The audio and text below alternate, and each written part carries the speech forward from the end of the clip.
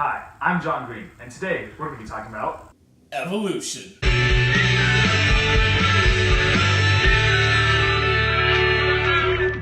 Why do we focus on humans so much whenever we study history?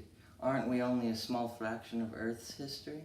We focus on humanity so much in history because we're humans. Honestly, we just like to hear about our own achievement. We could talk about our ancestors for a long time, but we choose to talk about how we made civilizations, created empires, caused empires to fall, and a lot of other great achievements. Now, humans weren't the first step in history, but we have a while to go before we can even get to them.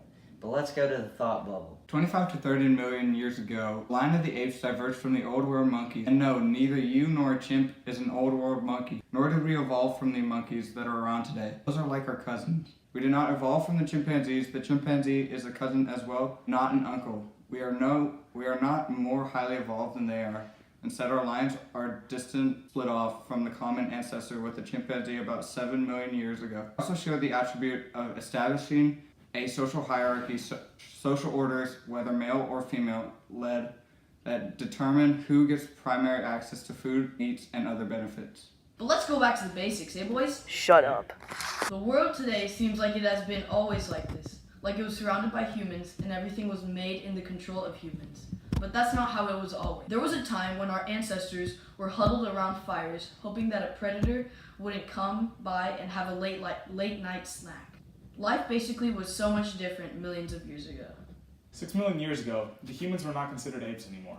2.8 million years ago, the gene of Homo emerged. Just because the Homo sapiens sapiens emerged doesn't mean they were not humans in that same lifetime. Homo erectus humans lasted 2 million years. If this whole evolution thing scares you, think about something. If evolution hadn't existed, we all would not be who we are today. 10,000 years ago, finally the rest of the humans did not exist anymore. We still have some of the same Neanderthal DNA as the old species. Now, the Neanderthals were a species similar to ours that we feared, and so we attacked them and integrated them into our own species. The evolutions for humans essentially goes like this. Hominids, which were human-like features, could walk upright, and Lucy was the earliest one found. Homo habilis meant handy human, but they were not going around building things yet. They had a larger brain and might have been the first to use tools. Next came Homo erectus, which meant upright human, and they were the first to be able to begin walking upright. They had limbs very similar to modern humans.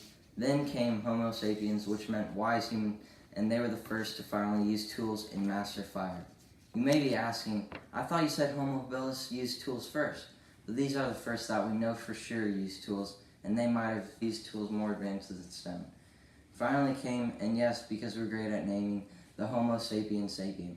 So us in our infinite glory call ourselves wise humans. And yes, we are that great, but let's explain these a little bit more. The first sight of humans were hominids. They were earliest found in East Africa 4 million years ago. They are the first representations of humans that we have found. The second site was the Australopithecus Homo erectus humans, where Homo erectus humans could stand up straight and walk on feet, but were still hairy as an ape. In 1947, we discovered the earliest hominid, which was Lucy. Homo habilis, from 2.6 to 1.5 million years ago, were able to use stone tools. Homo erectus walked upright and had limbs.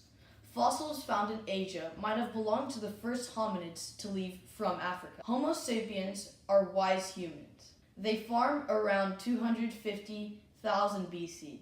They also discovered fire. Now let's talk about fire.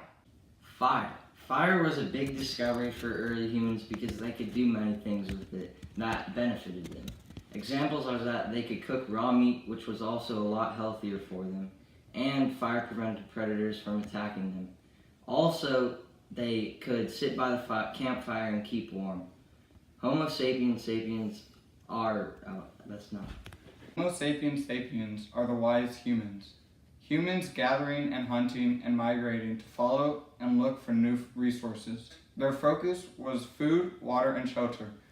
They focused on the basic survival needs, so that meant that there was no need for inventing new things if they didn't need it. Eventually, humans would learn to stay in one place for food, shelter, and water But for now, they stuck following their herd as it searches for new food or hunting for their own food.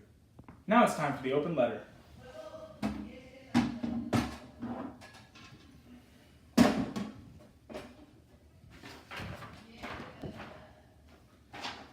Here we have some cave art. We use cave art and other artifacts left behind by early humans to tell what life was like back then. These cave drawings give us an insight into the daily lives of early humans. Like when they have drawings of their hunts, we can see what they would eat, what they would hunt, and how they would hunt it. We could also see some of the tools they used back then. Maybe if we find an arrowhead, it would help us see how advanced their craftsmanship was. Cave art can be found all around the world, so we could also see how the geography has changed over the years.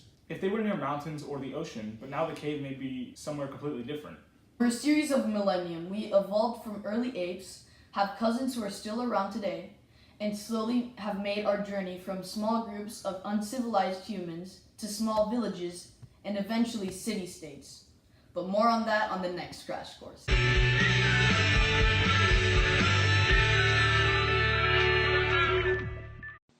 Bruh, look at this dude. Wait till you see the. No, no, no, no.